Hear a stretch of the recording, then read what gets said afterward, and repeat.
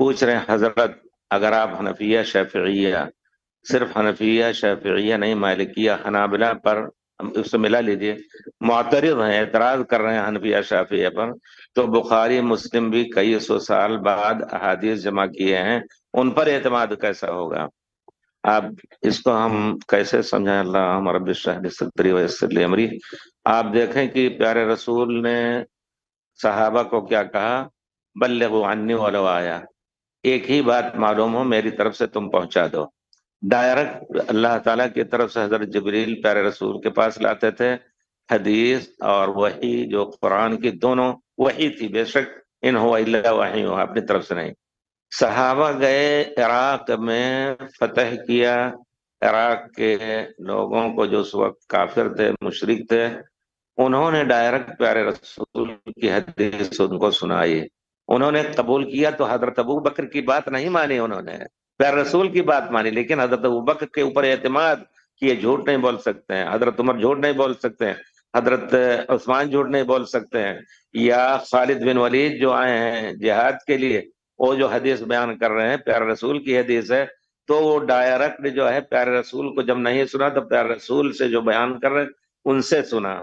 आगे बढ़ करके और जब वक्त गुजरता गया तो उसमें सहाबा के बाद ताबेईन आए, ताबेईन के बाद अतबाए ताबेईन, 300-200 साल के दरमियान बुखारी और मुस्लिम जब आए, तो अब प्यारे रसूल की बात पहुंचानी तो वाजिब थी उनके ऊपर भी, लेकिन उन्होंने पीठ पछोड़ करके पूरे तौर पर एक एक रावी बयान करने वाले के बारे में ये चीज ढूंढ करके कि ये एतमाद के लायक है या नहीं। अब मसलन इमाम बुखारी अगर अपने शेख से बयान कर रहे हैं तो एक नहीं दसियों गवाही दे रहे हैं कि बहुत पक्के हाफिजे के थे और बहुत ही सच्चे थे, दयानतदार थे। सही हदीस की तारीफ अगर आप सुनेंगे तो यही है, मारवाह अदरुन तमाम मुद्दत, जो बाकायदा दयानतदार आदमी और हाफिजे का मजबूत रिवायत करता है तो उसकी हदीस सही। इसी तरह उनके बाद उनके शेख को देखा जाएगा, लैस बिन साद और फलान कैसे थे, तो गोया हजरत इमाम बुखारी या तमाम अइम्मा ने अपनी सनद से प्यारे रसूल की बात पहुंचाई है। जिस तरह एक बेटा है बाप की बात सुन करके अपने बेटे को कह देता है, पोते को कहता जाओ ये बात पहुंचा दो, तो वही वो बात पोते की नहीं हुई ना, बेटे की, किसकी हुई? दादा की हुई ना। यही आप समझने की कोशिश, मैं समझाने की कोशिश करना चाहता हूँ। अल्हम्दुलिल्लाह जिंदगी अल्लाह ने तौफीक दी कि बचपन ही से हमने अरबी तालीम पढ़ी, अंग्रेजी भी अच्छी जानते थे, लेकिन कितने साल हो गए, जैसे कहते हैं तलाक दे दे उसको तो बहुत चीज भूल गए, लेकिन कभी कभी पुरानी याद आती है। तो कहने का मतलब ये कि अल्हम्दुलिल्लाह ये हदीस और कुरान ही पढ़ा है, खास तौर पे रिसर्च हदीस का, उसमें हमारी थेसिस एमए की भी और फिर पीएचडी की भी, फिर उसके बाद जो तरक्की के मराहिल होते हैं बहस लिख करके सब इसी में रहा अल्हम्दुलिल्लाह। तो खुलासा यह है कि अगर यही इमाम तिरमिजी कोई हदीस बयान करते हैं तो इमाम तिरमिजी पर एतमाद नहीं है। देखा जाएगा कि इमाम तिरमिजी के शेख जो है वो अल्हम्दुलिल्लाह नेक साले, लेकिन उनके शेख जो हैं वो हाफिजे के कमजोर थे, या लोगों ने कहा कि वो झूठे थे, या ये कि गलत बयान करते थे, तो अब उनको कबूल नहीं किया जाएगा। तो यहाँ ये नहीं कि हजरत इमाम तिरमिजी पर एतमाद हुआ, बल्कि प्यारे रसूल तक पहुंचने का जो रास्ता है वो ये एतमाद के काबिल नहीं है। अब अगर इमाम अबू हनीफा रहमतुल्लाह अलैह कोई हदीस बयान कर रहे हैं तो उनको भी देखा जाएगा, इमाम अबू यूसुफ की आसार हदसना फुलान, उसमें भी देखा जाएगा, तो प्यारे रसूल की हदीस ली जाएगी, ना कि इमाम अबू यूसुफ की हदीस ली गई। जो होगी हदीस से दूर, अगर इमाम अबू हनीफा से जो आपने मनकूल किया है, जिसमें आप जाके देखें किताब में बाकायदा मोहम्मद बिन हसन शैबानी रहमतुल्लाह ने नकल किया है, इमाम बुनिया से पूछा कि क्या अगर कोई शख्स फारसी में नमाज पढ़ता है और कहता है अल्लाह बुजुर्ग तरअस, अल्लाह अकबर का तर्जुमा, तो इमाम बुनीफा कहते हैं ये सलात सही है। इसी तरह आयत का तर्जुमा भी पढ़ लिया, मुदहाम मतन लफ्ज है, नमाज के बाद भी थोड़ी तफसील इसकी जरूरी है इंशाअल्लाह। ये जो कहते हैं बुखारी शरीफ पर एतमाद, तो हम कहते हैं बुखारी शरीफ पर एतमाद नहीं है, बल्कि जैसे मैंने बताया आपको कि अगर आप खुद वालिद साहब कोई वसीयत, ये चीज आप ये इसी को याद कर लें अगर, तो मसला हल हो जाएगा। वालिद साहब आपके वसीयत करके गए कि ये काम करना है। ये वसीयत एक ने नहीं, दो तीन सुने, सब झूठ का शुबा नहीं है। तो उसमें से किसी ने अपने लड़के को कहा कि ये वालिद साहब की वसीयत अपने अपने बच्चों पर भी पहुंचा देना। तो अब जो पोता आपका आपके बच्चों को अपने दादा की वसीयत पहुंचाएगा, तो वो पोते की बात नहीं हुई। हम पोते की बात नहीं मान रहे हैं, बाप की वसीयत को मान रहे हैं। लेकिन मसला है कि बीच में जो लोग आए हैं नकल कर रहे हैं बाप की वसीयत, हो सकता है अपने मसलहत के लिए झूठ बोल रहा हो, तो कह रहा है झूठी, और उसके बारे में ये बाप की वसीयत सही है। इसी तरह जो आप बुखारी शरीफ की कोई हदीस, पहली हदीस देख लीजिए जो इन्नमल अमालु बिन्नियात की है। इमाम बुखारी कहते हैं हद्दसना अल-हुमैदी, हद्दसना अबू सुफियान इब्न उयैना। तो हुमैदी जो हैं अबू बकर अब्दुल्लाह इब्न मोहम्मद अबू बकर अल-हुमैदी, ये कौन थे? उनके बारे में उलमा ने पूरे तौर पर, इमाम बुखारी की बहुत बड़ी इसमें हिकमत है कि हुमैदी मक्का के थे, सुफियान मक्का के थे, और दूसरे जो हैं सब मक्के के थे। इस वजह से ये हदीस सबसे पहले दूसरे मदीने के थे, तो मक्का और मदीना के बयान करने वालों को इकट्ठा करके अब इनमें से एक एक को देखा जाएगा कि हुमैदी कैसे थे। तो देख लीजिए आप, उनकी एक मुसनद खुद है किताब हदीस की, वो उससे नकल किया है या उनसे सुना है, लेकिन वो कहते हैं हदसना, उन्होंने बयान किया। हुमैदी बिल्कुल नेक आदमी है। फिर उसके बाद हुमैदी अपने शेख सुफियान इब्न उयैना से रिवायत करते, वो कैसे थे? दुनिया कहती है तमाम मुहद्दिसीन मुत्तफ़िक़ हैं, बहुत बड़े पाए के आलिम थे। और फिर उसके बाद उन्होंने रिवायत की है इब्राहिम बिन मोहम्मद इब्राहिम इस तैमी से, इब्राहिम तैमी से। वो इब्राहिम तैमी कैसे थे, उनके बारे में भी यही है। अलकमा जो है, अलकमा बिन वक्कास कैसे थे, और उन्होंने समेत उमर बिन खत्ताब, कहते हैं अलकमा हद्दसना अल-हुमैदी हद्दसना सुफयान अन इब्राहिम तैमी अन, एक रिवायत में अन तैमी, और अन अलकमा अन उमर बिन खत्ताब काल समेत रसूलुल्लाह सल्लल्लाहु अलैहि वसल्लम यक़ूल इन्नमल अमालु बिन्नियात व इन्नमा, इतना ही सिर्फ है। फमन कानत हिजरतुहु इलल्लाहि व रसूलिही, ये शुरू की रिवायत में। दूसरी रिवायत में और इजाफा भी है, दूसरी जगह पर इन्होंने दूसरे सनद से नकल किया है। तो इसमें है फमन कानत हिजरतुहु इलल्लाहि व रसूलिही फहिजरतुहु इलल्लाहि व रसूलिही। तो अब हुमैदी भी बहुत ही ऊंचे आलिम, झूठ का उनसे शुबहा नहीं। सुफयान इब्न उयैना, इब्राहिम तैमी, मोहम्मद बिन इब्राहिम तैमी, और फिर अलकमा इब्न वक्कास, बहुत ही बड़े ताबई था। हजरत उमर से उन्होंने सुना, हजरत उमर कह रहे हैं कि प्यारे रसूल ने फरमाया कि अमल की सेहत या कबूलियत का दारोमदार नीयतों पर है। जिसकी नीयत हिजरत की अगर अल्लाह के लिए है तो हिजरत कबूल, और अगर वो नीयत उसकी है कि हम जाके किसी औरत से वहां शादी करेंगे, तो हिजरत हुई इला मा हाजरा इलैह, जिस मकसद के लिए हिजरत किया अल्लाह के लिए नहीं हुआ। तो अब यहाँ जो है कोई कहे समय तो रसूलुल्लाह सल्लल्लाहु अलैहि वसल्लम, तो बुखारी की बात नहीं मानी जा रही है, ना की बात मानी जा रही है, ना सुफियान इब्न उयैना की बात मानी जा रही है, ना मोहम्मद इब्राहिम इब्न तैमी की बात मानी जा रही है, ना अलकमा बिन वक्कास की, ना उमर की। किसकी बात मानी जा रही है? मोहम्मद रसूलुल्लाह सल्लल्लाहु अलैहि वसल्लम की। यही मिसाल है बुखारी मुस्लिम या मुहद्दिसीन की। अब इसी तरह अगर तिरमिज़ी हैं, उन्होंने सही हदीस बयान करने का इल्तिजाम नहीं किया है, ज़ईफ हदीस भी रिवायत करते हैं। तो ज़ईफ रिवायत कुछ ऐसी भी होती है, ज़ईफ कैसे होता है? कुछ लोग कहते हैं हदीस है और ज़ईफ कैसे? बनारस के एक आदमी थे, हम लोग बयान कर रहे थे कोई गलत बात, उन्होंने बयान किया तो हमारे एक साथी थे मौलाना अब्दुल कुद्दूस साहब, उन्होंने कहा ये हदीस ज़ईफ है। तुम लोग कितने बेहया हो कि ये हदीस पहले जवान थी, अब ज़ईफ ज़ईफ बूढ़े हो। वो ज़ईफ का माना ये तो ऐसे ही कहते, तुम लोगों से बात करना हराम है, हदीस बूढ़ी हो गई। तो कहने का मतलब ज़ईफ होने का है कि जरा सा शुबहा हो गया कि अगर इन्होंने शेख से उनसे मुलाकात ही नहीं हुई है तो गोया रास्ता कट गया। किससे बयान किया उन्होंने, कैसा आदमी था ढूंढिए, जब मिल जाएगा कि हाँ फला आदमी जो वास्ता था वो भी सही, ये सब सही, सब लोग सही अच्छे लोग हैं, लेकिन मुलाकात नहीं हुई, वो हदीस ज़ईफ होगी। क्योंकि हदीस में इत्तिसाले सनद, एक से दूसरे सनद सुना हो। तो अब ज़ईफ हदीस अगर है, उसमें कोई ज़ईफ आदमी इब्ने मोहम्मद इब्न यजीद इब्न अबी ज़ियाद मुख्तलिफ थे, आ गए रास्ते में, तो कहेंगे آگے پیچھے کے تو سب بڑے اعتماد کے راوی ہیں، لیکن بیچ میں ایک آدمی بعد میں بوڑھے ہونے کے بعد ان کا حافظہ کمزور ہو گیا تھا، اور وہ صحیح احادیث ان کی اور پچھلی اور اگلی کا فرق نہیں معلوم ہوا، اسے سب حدیث ان کی ضعیف۔ تو یہ طریقہ ہے بخاری اور مسلم کا۔ اگر کوئی شخص کہتا ہے کہ پیارے رسول نے یہ فرمایا، تو بخاری کی بات نہیں لے رہا ہے، نہ مسلم کی بات لے رہا ہے، نہ ترمذی، نہ ابن ماجہ، نہ اور کسی کی۔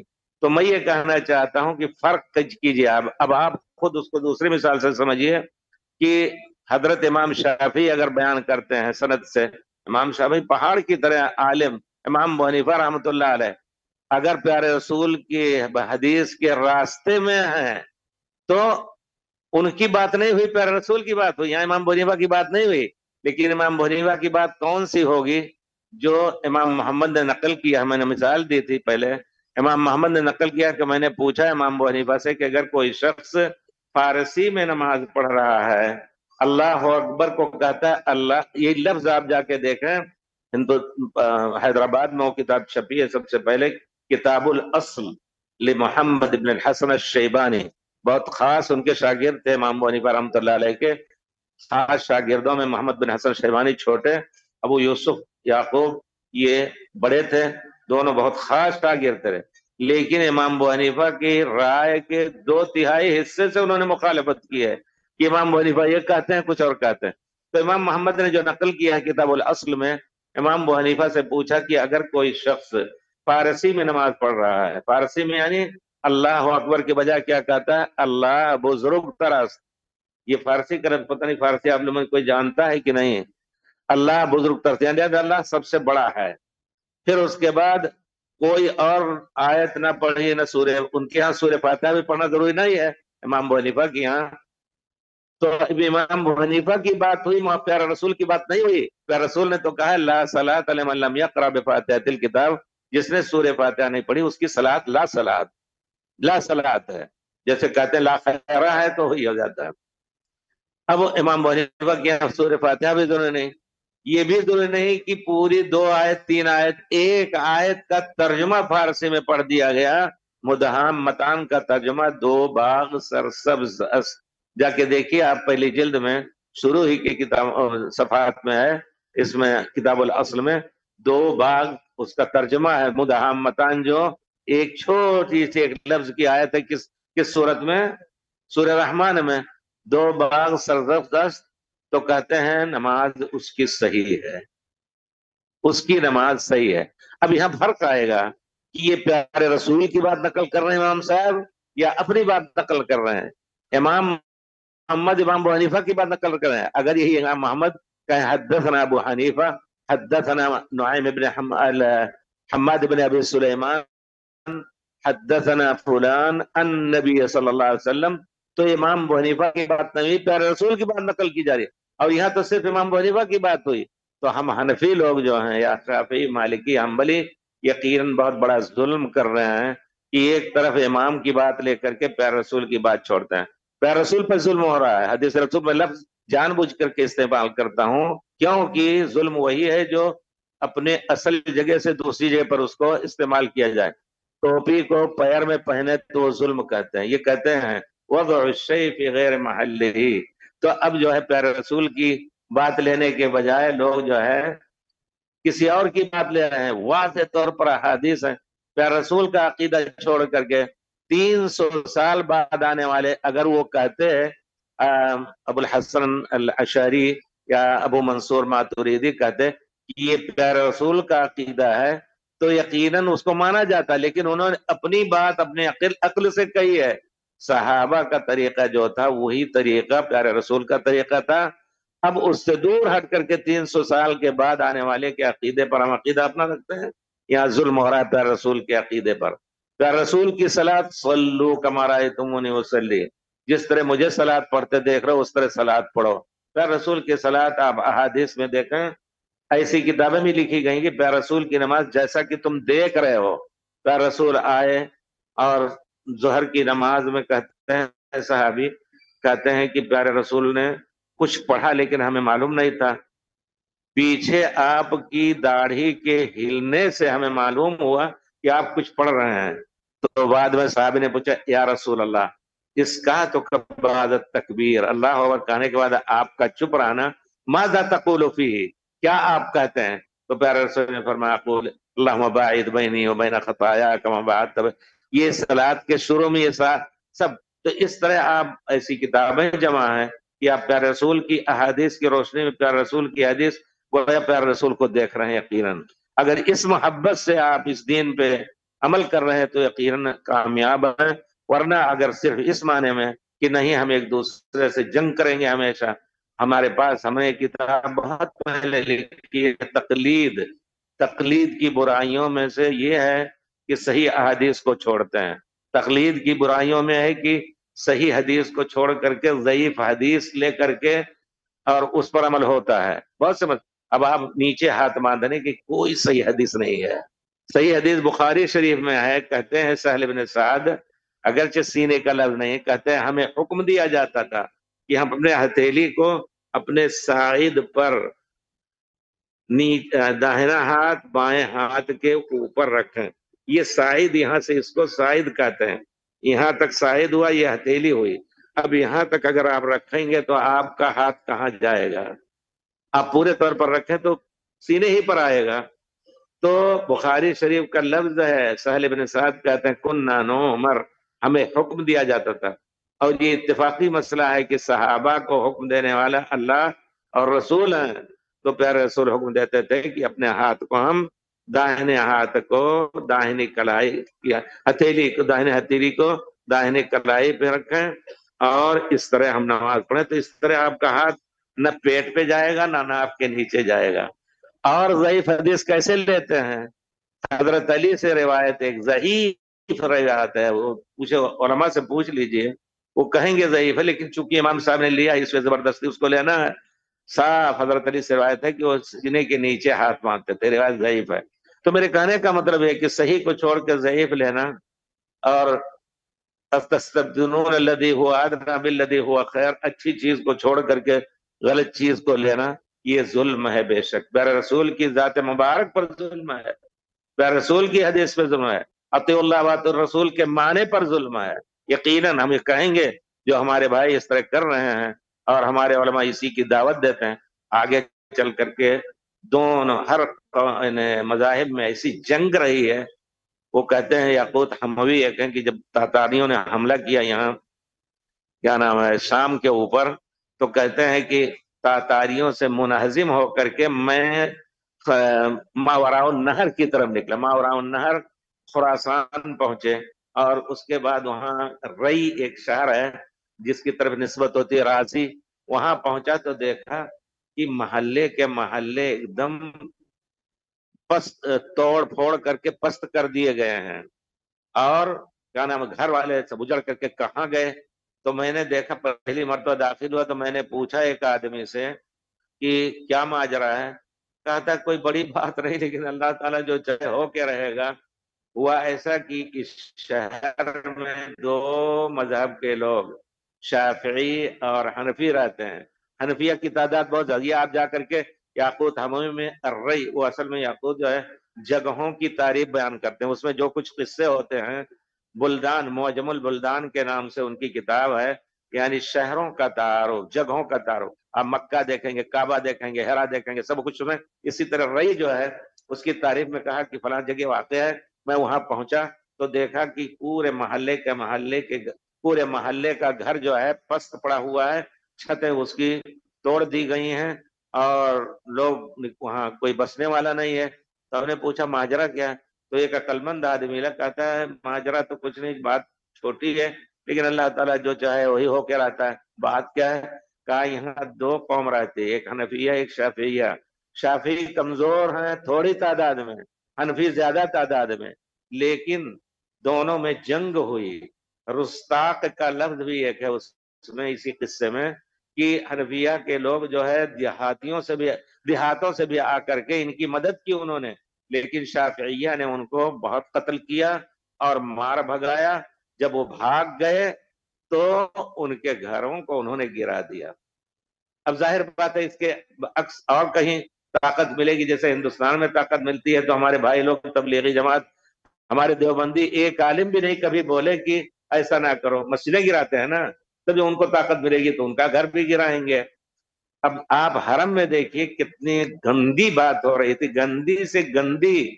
جس حرم میں اللہ نے مسلمانوں کو اکٹھا کیا، اسی حرم میں 4 مسلح، کسی زمانے میں 5 مسلح، 567 یا 70 میں ابن جبیر اندلس سے آئے ہیں، ان کے سفر نامے میں ہے، کہتے ہیں کہ یہاں 5 مسلح اس وقت ہیں، اور ہر امام کے پیچھے اس کے آدمی رہتے ہیں، وہ کھڑا ہوگا، دوسرے بیٹھے رہیں گے، وہ نماز پڑھیں گے، جب یہ فارغ ہو جائے گا تو دوسرے اٹھیں گے نماز پڑھیں گے، تیسرے، چوتھے، پانچویں۔ پانچواں جو ہے وہ زیدیہ کا بھی مسئلہ، پہلے تو 4 ہی تھے زیادہ، لیکن جو 4 ہوا تو 5 بھی ہو سکتا ہے، 5 کے بعد 6 بھی ہو سکتا ہے، جس کو طاقت ملے گی۔ تو زیدیہ شیعہ جو ہیں وہاں یمن کے، انہوں نے بھی اپنا مسلح قائم کیا، اور وہ اذان میں حیا علی خیر العمل کہتے ہیں، حیا علی الفلاح نہیں کہتے ہیں، یہ باقاعدہ لکھا ہے انہوں نے۔ کہتے ہیں بڑا برا منظر ہے، خود انہوں نے کہا کہ عجیب منظر ہے کہ جس گھر میں اللہ نے مسلمانوں کو اکٹھا کیا تھا، اس میں مسلمان اکٹھی نماز نہیں پڑھ رہے ہیں۔ یہ حالت تھی کہ نہیں، کتنے سال آپ یقیناً آپ دیکھیں تو ہم نے جو اپنی کتاب لکھی ہے المسجد الحرام تاریخ و احکام، اس میں اس زمانے کی کتابوں کو لہر برہب پڑھ کر کے، یعنی جلدی جلدی گزر کر کے دیکھا، جہاں بھی اس میں کوئی موقع ملا تو مقامات کا ذکر کر رہا تھا کہ یہ جو مسلح کب قائم ہوئے، کسی نے نہیں بتایا۔ تو ایک کتاب نئی چھپی، اتحاف الورا، اتحاف الورا باخبار ام القرا، ام القرا مکے کے خبروں کے بارے میں اتحاف الورا، محمد بن محمد ابن محمد ابن محمد ابن، یعنی 7ویں پستک محمد نام ابن فید، انہوں نے ایک کتاب لکھی ہے، کتاب میرے پاس ہے، ام القرا یونیورسٹی میں چھپی، تو ہم نے اس کو ایک ایک ہر صفحہ پڑھا۔ 470 میں یا 467 میں مجھے ملا، لکھا ہے کہ وہ سنوار لکھتے ہیں کہ 470 میں کیا کیا احوال ہوئے، 480 میں کیا کیا باتیں، کیا کیا قصے مکے میں ہوئے، پوری تفصیل کے ساتھ۔ تو اس میں لکھا ہے انہوں نے کہ اس سال جو ہے مقام امام مالکیہ فلاں کا انتقال ہو گیا، 462 یا 63 میرے پاس کتاب میں ہے وہ۔ تو مقام مالکیہ کے جو امام ہیں، ہر ایک کے الگ الگ امام تھے، ان کا انتقال اس سال ہوا۔ اب آپ سوچیں کہ اگر اس سال انتقال ہوا ہے تو یہ مقام اس سے پہلے قائم ہوئے ہیں، سب کے مسلح 470 یا 467 سے پہلے قائم ہوں گے۔ یہ پہلا مجھے ملا کہ یہاں ذکر کر رہے ہیں، اس سے پہلے مقامات کا ذکر نہیں ہے، اور نہ مقام مالکیہ یا کون انتقال کیا۔ تو ہم نے اس سے استنتاج کیا کہ کم سے کم یہ 450 وغیرہ میں ہو سکتا ہے مقامات ہوئے ہوں۔ کیوں ہوئے ہوں گے اس کا سبب بھی ہم نے کہا ذکر نہیں ملتا ہے، لیکن سبب یہی ہوگا کہ آپس میں ایک دوسرے سے لڑتے تھے۔ کہتے ہیں کہ اگر امام ابو حنیفہ کے ماننے والے کہتے ہیں، حالانکہ امام ابو حنیفہ رحمۃ اللہ علیہ کا یہ عقیدہ نہیں ہے، ان کا عقیدہ طحاویہ، حنفی امام طحاوی نے اپنی کتاب میں نقل کیا ہے، وہ جا کے دیکھیں۔ لیکن کہتے ہیں امام ابو حنیفہ کہتے ہیں جو شخص کہتا ہے انا مومن انشاءاللہ، میں انشاءاللہ مومن ہوں، تو اس کے پیچھے نماز نہیں جائز ہے۔ کیوں؟ کیونکہ انشاءاللہ ہمارے شک کر رہا ہے، آپ کل آئیں گے، انشاءاللہ آؤں گا، یعنی یہ بھی ہے کہ آ سکتے ہیں، نہیں آ سکتے ہیں، انشاءاللہ۔ تو اگر کوئی کہتا ہے کہ انا مومن انشاءاللہ، تو ایمان میں شک کر رہا ہے، اس کے پیچھے نماز نہیں جائز۔ ہو سکتا ہے اس کی بنا پر، یا یہ کہ اگر کسی نے وضو کیا کچھ ایسے پانی سے، امام ابو حنیفہ کے یہاں کہتے ہیں کہ اگر نبیذ مل رہا ہے، نبیذ جس میں آپ نے شربت گھولا ہے، اس میں اس کا رس بھی آ گیا، سب کچھ، تو اس سے وضو کیا جائے گا۔ دوسرے علماء کہتے ہیں نہیں، یہ پانی نہیں ہے، اللہ تعالیٰ فرماتے ہیں فَإِن لَمْ تَجِدُوا مَاءً، اگر پانی نہ ملے فَتَيَمَّمُوا، تو تیمم کرو۔ تو پانی نہیں ہے، یہ تو رس ہو گیا، شربت ہو گیا، نبیذ ہو گیا، تو تیمم کر کے اگر نماز پڑھ رہا ہے تو اس کے پیچھے نماز جائز نہیں۔ تو انہی مسائل کے اختلاف کی بنا پر سب نے بات، حکومت وقت جو اس زمانے کی تھی، یہی مناسب سمجھا کہ سب لوگ الگ الگ پڑھو، لڑو جھگڑو نہیں، ہماری حکومت قائم رہے۔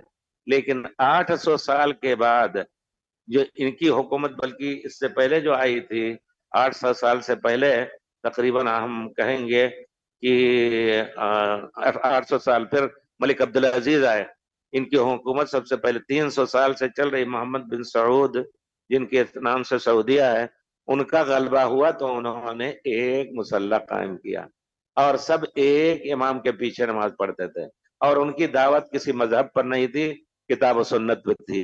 امام محمد بن عبد الوہاب کا، جن کو وہابی اور کافر کہا جاتا ہے، محمد بن عبد الوہاب، ان کی دعوت پہ خالص توحید، ان کی کتاب التوحید پڑھیے، خالص اللہ کے علاوہ کسی کا، یہاں تک کہ یہ کہنا جائز نہیں ماشاء اللہ و شیت یا رسول اللہ، اللہ جو چاہے گا اور آپ جو چاہیں گے وہی ہوگا۔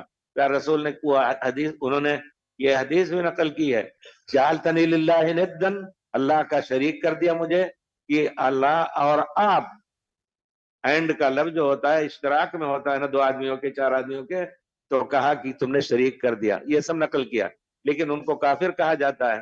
تو کہنے کا مطلب یہ ہے کہ جب ان کی حکومت آئی تو انہوں نے پھر اس کے بعد حکومت ڈوبی، پھر وہی دور آیا، ترکیوں کی حکومت آئی، انہوں نے مکے کے جو شریف تھے ان کو اپنا نائب بنایا اور کہا کہ ہمارے مذہب حنفی کے خلاف نہیں کر سکتے۔ یہاں جو لوگ تھے، اللہ اکبر، بہت سے قصے ایسے، کیا بتاؤں آپ کو، ٹائم آپ کا بھی ضائع ہوگا ہمارا بھی ضائع ہوگا، جن کو طاقت ملی شریف مکہ کے پاس، وہ جو لوگ اہل حدیث تھے ہندوستان کے حج کرنے آتے تو ان کو قتل کرانے کی کوشش کی۔ آپ تاریخ پڑھیے، سید نذیر حسین جو تھے دہلوی، جب آئے حج کرنے تو یہی جن کو شیخ طائفہ کہا جاتا ہے، حاجی امداد اللہ مکی اور عبدالعزیز بن محمد وہاں کے تھے گجرات کے، اسی طرح 2-4 اور تھے جو شریف مکہ کے پاس ان کی خاص بیٹھک ہوتی تھی۔ انہوں نے شکایت کیا کہ حنفیوں اہل حدیثوں کا یا غیر مقلدین کا سرغنہ آیا ہے، پہلے تو جدے سے مکہ پہنچنے میں ان کو وہیں سے واپس کرنے یا جیل میں ڈالنے کی کوشش کی، لیکن شریف مکہ عقل مند آدمی کہا آؤ ہم دیکھنا چاہتے ہیں، آئے اور ملاقات کی باقاعدہ، انہوں نے یہ کوشش کر رکھی تھی کہ حج نہ کرنے دیا جائے ان کو، اور قتل کی سازش کرنے کی کوشش کی۔ اب دیکھیے تاریخ میں پھر کیا ہوا، شریف مکہ نے بیٹھتے ہیں مجلس میں، یہ لوگ بیٹھے تھے، نیچے بیٹھے تھے، کہتے ہیں ان کو داخل کیا گیا، 2 آدمی پکڑے ہوئے تھے مجرم کی طرح، ان کو سید نذیر حسین رحمۃ اللہ علیہ کو، تو جب داخل ہوئے تو السلام علیکم، ان کے یہاں طریقہ یہ تھا، جب جاتے تھے لوگ، یہ بڑے بڑے بزرگ جو تھے، جو ان کے ہم نشین تھے، جو ان کے مجلس میں بیٹھنے والے تھے، وہ جھک کر کے سلام کرتے تھے، یہ گئے ایسے السلام علیکم زوردار، جب انہوں نے سلام کیا تو بے تحاشا وہ، یعنی بے اختیار وہ کھڑا ہو گیا، شریف مکہ حسین جو تھا اس وقت وہ کھڑا ہو گیا ایک دم، اور مسافہ کیا، کمن انت، کہتے ہیں نذیر حسین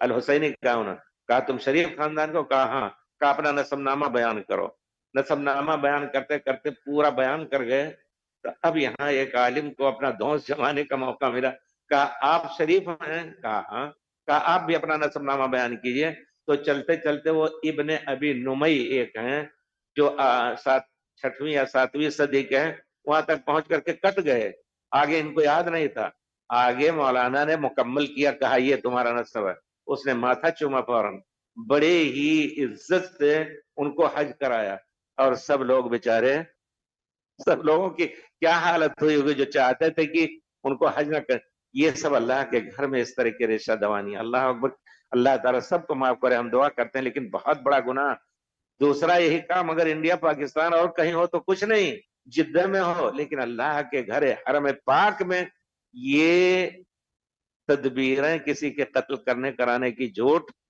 کتنا بڑا گناہ، اللہ تعالیٰ سب کو معاف کرے۔ تو ہم چاہتے ہیں کہ مسلمان سب کتاب سنت کے ماننے والے ہو جائیں، اپنی بات ہم کہیں گے، اور جتنے بھائی ہیں جو اپنے مذہب پر تعصب کر کے اور مقلدیت غیر مقلدیت کا مسئلہ چھیڑ کر کے اپنی مریدی پیری اور سب چلا رہے ہیں، یقینا اللہ تعالیٰ کے کچھ کام نہیں آئے گا، بلکہ الٹا گناہ ہوگا ان کا اپنا گناہ، کہ پیارے رسول کی احادیث کو چھوڑ کر کے دوسرے طریقے پر عمل، پیارے حدیث کے عقیدے کو چھوڑ کر کے، اور جتنے متبع ان کے ہوں گے سب کا گناہ ان کے اوپر ہوگا، ان کے گناہ میں بھی کمی نہیں ہوگی، تمہیں بھی تو عقل چاہیے، کیوں ان کے پیچھے دوڑ رہے ہو؟ تو اپنا گناہ ان کا اور ان کے گناہ کے برابر ایک گناہ، اگر 1000 آدمی ان سے من دعا الى ہدن، رسول کی حدیث مبارک ہے، جس نے کسی ہدایت کی چیز کی طرف دعوت دی، فلہ اجرها واجر من عمل بها، کہ اس کو تو اپنی دعوت ہدایت کا اجر ملے گا، اور جتنے لوگ عمل کریں گے ہر ایک کے اجر کے برابر اس کا اجر بڑھ کر کے درجات بلند ہوں گے۔ ومن دعا الى ضلالہ، جس نے گمراہی کی طرف بلائی، فعلیہ وزرها وزر من، اس پر اس کا گناہ اور جتنے لوگ اس کے پیچھے چلیں۔ ہم تمام علماء دنیا کو مخاطب کر کے کہیں گے کہ آپ لوگ اگر اپنے مذہب کی تائید میں پیارے رسول کے ساتھ ظلم کر رہے ہیں تو اس ظلم کو چھوڑ دیجئے، ورنہ خمیازہ بہت بڑا ہوگا۔ وصلی اللہ علی خیر خلقہ محمد وعلی آلہ وصحبہ اجمعین۔